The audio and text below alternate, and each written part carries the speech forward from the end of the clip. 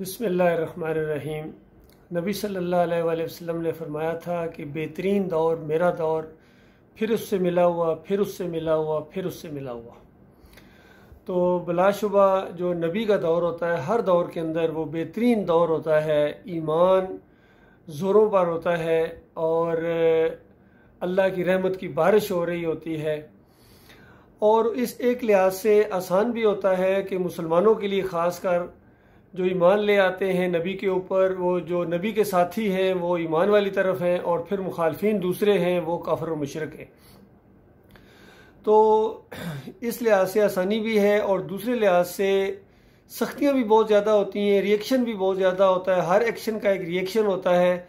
तो नबी की दावत चूँकि बहुत ही साफ वाज़े होती है और हर तागूत को एक गोया ललकार होती है, ख़ासकर हुकूमत वालों को, फिर मजहबी ठेकेदारों को, और फिर ये जो पैसे वाला तबका होता है। ये जो तीन किस्म के लोग होते हैं इनको कुरान में मल्लाह कहा गया है। ये कौम की कश्ती को चलाने वाले होते हैं।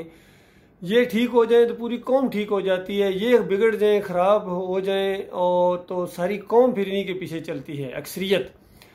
तो ये जो होते हैं ये अक्सरियत इनकी, यानी हर दौर के अंदर ईमान की दुश्मन रही है और ईमान के साथ झगड़ा करने वाले झगड़ालू लोग रहे हैं। तो मैं कहना ये चाह रहा था कि आजकल जो हमारा दौर आ गया है ये मुश्किल तरीन है हमारे लिए। उसकी वजह ये है कि जो ईमान का रास्ता रोकने वाले हैं, कुफ्र और शिर्क के दाई हैं, तागूत के प्रस्तार हैं या ख़ुद तागूत हैं, ये कुरान और हदीस का नाम लेकर आए हैं और पगड़ी बांध के आए हैं और मसलक बना के आए हैं, फ़िरका सजा के आए हैं, मस्जिद और मिंबर के ऊपर कंट्रोल संभाल के आए हैं और अपनी गुमराही और कुफ्र और शिर्क को खासकर कुरान से साबित करने की कोशिश करते हैं, कुरान से। अब अवाम इनके जाल में फंसी हुई है। तो इस सिलसिले में आज जिस मौजू के ऊपर मैं गुफ्तगू करना चाहता हूँ वो वसीले का शिर्क है।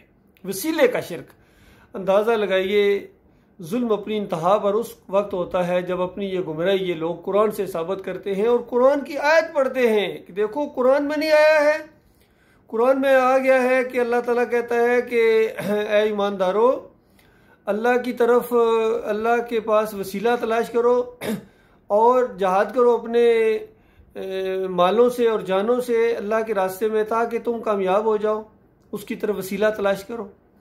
तो देखो वसीला आ गया ना। तो लिहाजा हम इसीलिए वसीले से दुआ मांगते हैं कि ए अल्लाह अपने हबीब के सदके, पंजतन पाक के सदके, हसन हुसैन के सदके, फ़लाँ बुजुर्ग के सदके। तो ये जो हम वसीला देते हैं तुम इसको कहते हो शिर्क है, कुफ्र है, नाफरमानी है, अल्लाह की बगावत है, और ये तो कुरान में आ गया। तो इनको बहुत बड़ी गलती लगी है या बहुत बड़ी इन्होंने चालाकी की है। हालांकि हर जगह कुरान के अंदर जो बिल्कुल वाज़े अहकामात हैं वो इनको नज़र नहीं आ रहे हैं। अल्लाह ताला तो कहता है काला रब्बुकुम उदऊनी अस्तजिब लकुम, तुम्हारा रब कहता है मुझे पुकारो, मैं पुकारों का जवाब देने वाला हूँ। कहीं अल्लाह ताला फरमाता है वइज़ा सअलक इबादी अन्नी फ़इन्नी करीब, जब मेरे बंदे मेरे बारे में सवाल करते हैं तो इनको कहो कि मैं बिल्कुल इनके करीब हूँ, पुकारने वाले की पुकार को सुनता हूँ, जवाब देता हूँ। ये सादा सादा बातें। और वहाँ जो वसीले का वो लफ्ज़ आया है वो ये उर्दू वाला वसीला नहीं है जिससे ये इन्होंने धोखा खाया है। वो वसीला कुर्ब के मानों में है कि अल्लाह के यहाँ कुर्ब हासिल करो, और जितने भी हैं, चाहे वो अंबिया हों, चाहे वो फरिश्ते हों, जिनको आमतौर पर बाद वालों ने पुकारना शुरू कर दिया और उनको वास्ता वसीला और वसीले शुरू कर दिए कि अल्लाह इनके सदके। अल्लाह ताला फरमाता है ये तो खुद वो लोग हैं जो अल्लाह का कुर्ब हासिल करने के लिए एक दूसरे से आगे बढ़ने की कोशिश किया करते थे। अब तुम भी आगे बढ़ो, तुम्हारी बारी आ गई है। और कुर्ब हासिल करने का तरीका यह है कि अल्लाह के रास्ते में जाने लगाओ, उसकी तौहीद का परचम बुलंद करने के लिए, उसका अलम बुलंद करने के लिए, बाकी दुनिया के सारे कुफ्र और शिर्क के अलम डाउन करने के लिए तुम अपनी जान की बाजी खेलो। और ये वो तरीका है कि तुम मेरे मुकर्रब बनोगे, ये वो तरीका है जिसकी वजह से तुम मेरे प्यारे बनोगे। तो आप गौर कीजिए कितनी सादा सादा ये बातें हैं, लेकिन कहीं ना कहीं से ये खींच तान के कोई ना कोई चीज़, फिर जब कोई चीज़ देखो जी, बुखारी में वो नहीं आ गया जी, हदीस में आया है ना कि उमर रजी अल्लाह ताला के दौर के अंदर जो कैद पड़ा था तो उन्होंने नबी अलैहिस्सलाम के चचा के वसीले से दुआ मांगी थी। इस तरह वसीले से, झूठ बोलते हैं, उन्होंने वसीले से दुआ नहीं मांगी थी, उन्होंने अल्लाह से कहा था कि अल्लाह आप जानते हैं कि हमें नबी अलैहिस्सलाम से कितनी मोहब्बत है, और नबी अलैहिस्सलाम जब तक जिंदा थे बारिशों के लिए हम उनको आगे किया करते थे, और वो हमारे इमाम और लीडर होते थे। हम सब मिलके आपसे दुआएं करते थे, आप बारिशें बरसाते थे। अब नबी अलैहिस्सलाम तो फौत हो गए, अब तो वहाँ जन्नत में वो चले गए। अब जो नबी अलैहिस्सलाम के चचा हैं और नबी अलैहिस्सलाम उनसे बड़ी मोहब्बत किया करते थे, और हमारे दिलों में भी उनके चचा का जो एहतराम है वो यानी नबी की वजह से है, तो हम उनको आगे करते हैं। और तू अपनी रहमत और शफकत से बारिश बरसा। तो उन्होंने जो जिंदा थे, जिंदा इंसान को कहना मेरे लिए दुआ करो, या जिंदा इंसान को अपना इमाम बनाना, ये तो बिल्कुल ठीक है, इसमें कौन सी ऐसी बड़ी बात है। और उन्होंने किस तरीके से दुआ मांगी अब्बास रजी अल्लाह ताला ने कि ए अल्लाह, कोई मुसीबत नहीं आती है मगर गुनाहों की वजह से, और कोई मुसीबत टलती नहीं है मगर तौबा इस्तगफार की वजह से। ये गुनाह आलूद हाथ तेरी बारगाह में उठे हुए हैं, मालिक अपनी रहमत और शफकत से बारिश बरसा। तो आप अंदाजा लगे, ये उन्होंने ये नहीं कहा, चंद कदमों के ऊपर चंद मीटर या थोड़े से दूर नबी अलैहिस्सलाम की कब्र थी, किसी एक ने ये नहीं कहा कि ए अल्लाह अपने नबी के वसीले से जो है ना बारिश बरसा, क्योंकि वो जानते थे कि शिरक है। इस तरीके से दुआ मांगना ये खालिस मुशरिकाना फेल है, और अल्लाह से बराह रास्त दुआ मांगना ये सही मानों में अल्लाह की रहमत और शफकत को जोश दिलाने वाला अंदाज है। पूरे कुरान के अंदर सारे अम्बिया ने यही तालीमें दी हैं। अम्बिया अल्लाह को पुकारने वाले, बराह रास्त अल्लाह को पुकारने वाले, अल्लाह को रुकू और सजदे करने वाले हैं। उनके ऊपर इल्ज़ाम न लगाओ, कभी सजदा ताज़ीमी का इल्ज़ाम लगा दिया जाता है, देखो वो जी ख़ानदान याकूब ने यूसुफ अलैहिस्सलाम को सजदा नहीं किया था। भाई तुम्हारे दिमाग ने सजदा किया है, उस ख़ानदान ने सजदा शुक्र किया था अल्लाह ताला को।